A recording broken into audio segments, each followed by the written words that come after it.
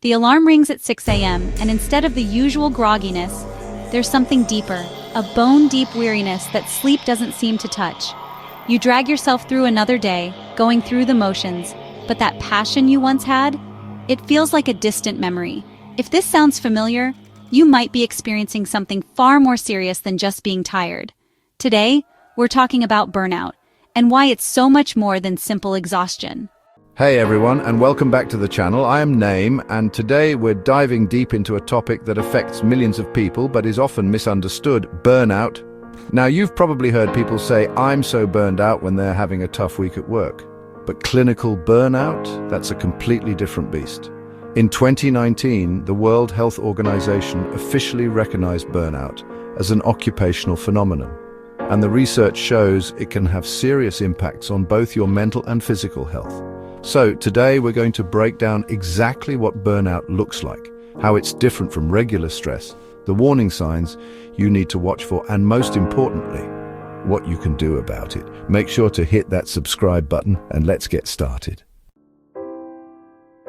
So what exactly is burnout? Well, it's defined by three core components that work together to create this perfect storm of misery.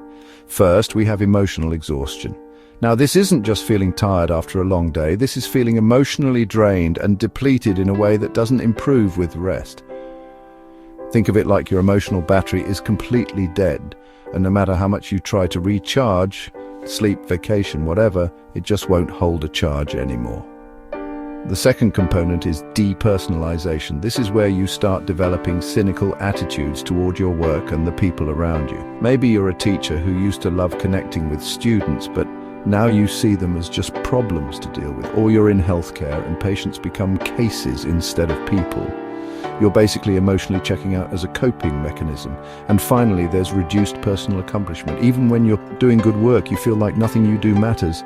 You feel ineffective, like you're not making any real contribution. And here's the kicker: this creates a vicious cycle. You feel ineffective, so your motivation drops, which can actually make your performance suffer, which then confirms that feeling of being useless. It's brutal. Now, here's what's really important to understand. Burnout isn't just mental. Your body physically rebels against chronic stress, and the symptoms can be pretty scary. Sleep gets completely messed up. You're exhausted but can't fall asleep because your mind is racing. Or maybe you sleep for 10 hours and wake up feeling like you got hit by a truck. That's because stress hormones like cortisol are staying elevated when they should be dropping at night. Your digestive system takes a hit too. Loss of appetite, stomach pain, nausea. Your gut is literally connected to your brain. So when your mental state is a mess, your stomach follows suit. Then there are the headaches, the muscle tension, especially in your neck and shoulders. Your body is basically stuck in fight or flight mode 24/7.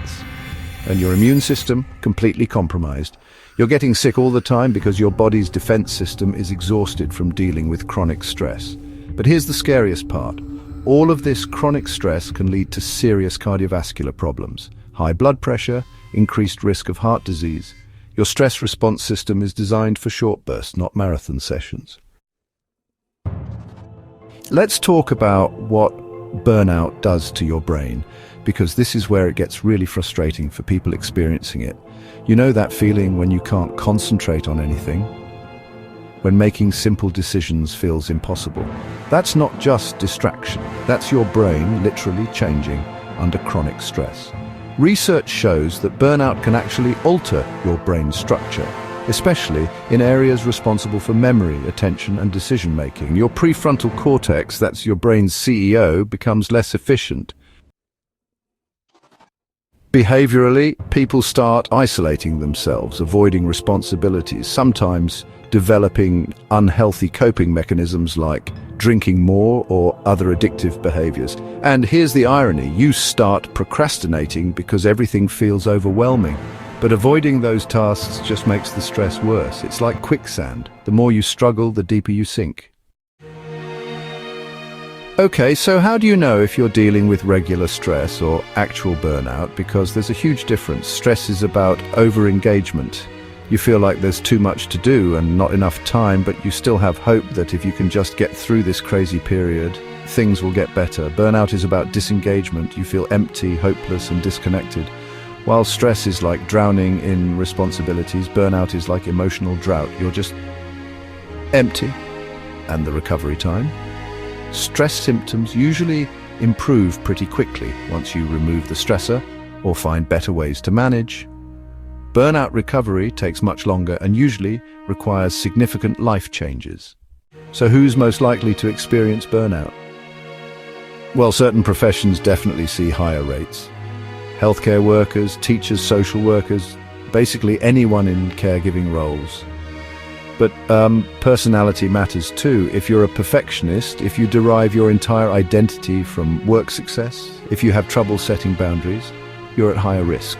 And let's be real, some workplaces are just burnout factories.